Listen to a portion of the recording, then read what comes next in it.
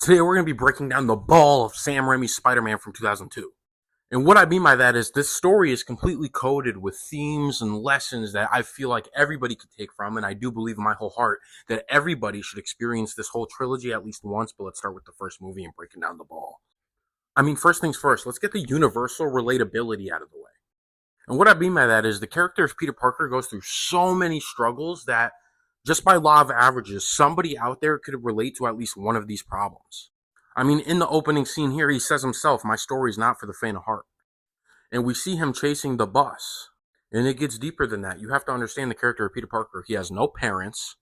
He lives with his aunt and uncle. He's responsible for his uncle's death. He's broke. He gets bullied. He gets cheated on. He can't keep a girl, can't keep a job, struggles at school.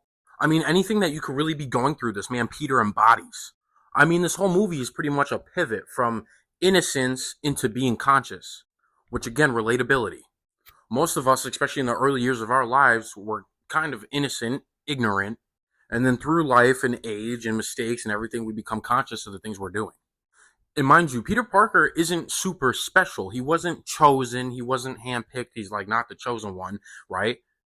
An ordinary kid from Queens in this story who has to face extraordinary choices. I mean, the whole thing is just owning moral responsibility and how choices define your character. But it gets even deeper than that because there's a lot of symbolism in this movie too. Let's get into it. So when we first meet Peter Parker, he's essentially a nobody in his own world, right? He's just like a photographer, a geek. He gets pushed around, nobody. But then when he gets bit by the spider, everything changes. Obviously, he falls ill and kind of jumps into this dream state metamorphosis. But when he wakes up, to his surprise, he's kind of reborn, right?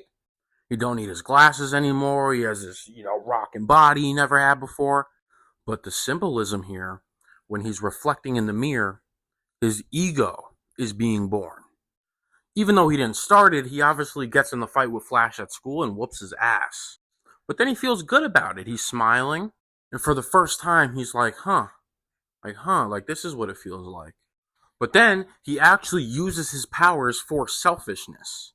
And again, because of ego, there's nothing wrong with this. He wants to impress Mary Jane, the girl next door, so he reads an ad in the newspaper talking about if you could win a wrestling match and get Bonesaw, you'll get $3,000. He wants the $3,000 not to help his family out, to buy a car to impress her. Straight up acting out of ego. Now, the guy who promised him the money didn't want to pay him the money. And obviously Peter's pissed off. But it's moments later that this guy shows up to rob the whole place. So now nobody gets the money. Now Peter has an opportunity to stop this robber and he doesn't. And he actually tells the guy, I missed the part where that's my problem, bud. Again, another act of ego, spite, revenge. Because when the robber's getting away, he needs a car, right? So he jacks someone.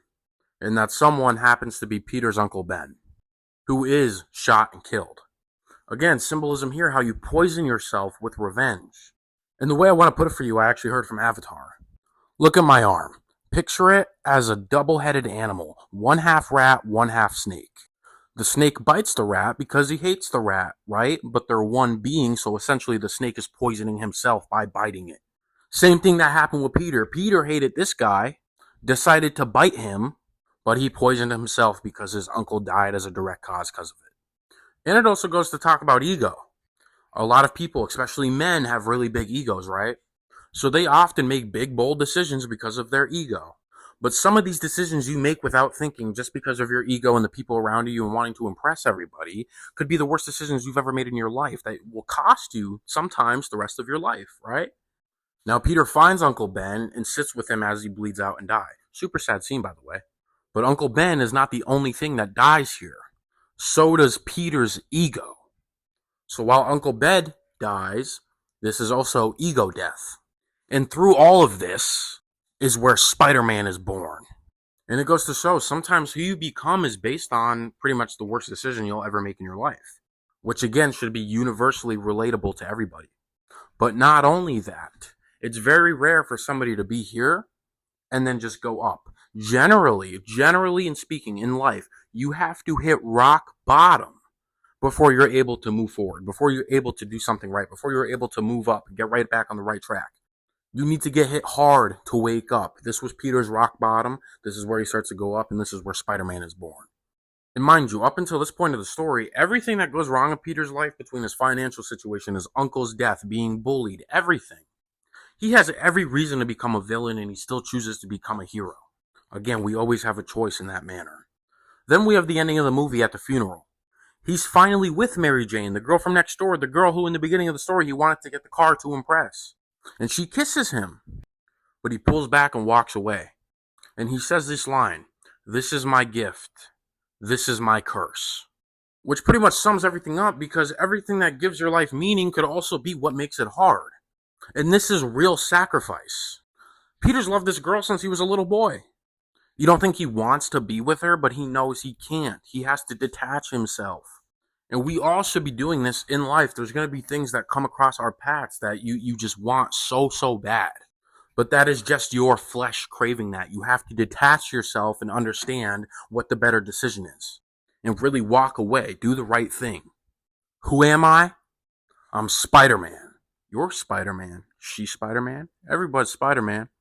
And this is a beautiful movie, and I really believe in my whole heart everybody needs to experience this movie, especially growing up. But with that being said, I'm looking forward to breaking down the second movie like this, because there's a whole lot more ball.